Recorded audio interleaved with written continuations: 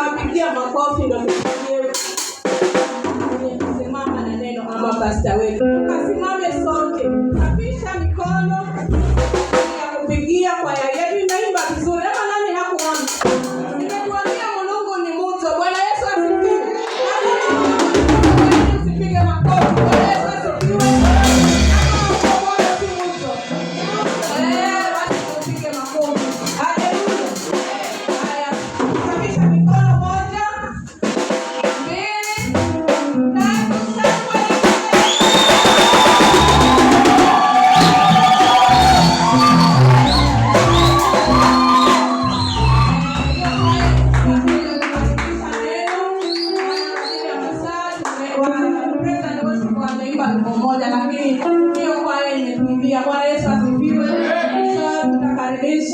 Mnenaji ama pastor wetu kwa ajili ya neno la leo. Kwa hivyo safisha tena mikono, isafishe sana.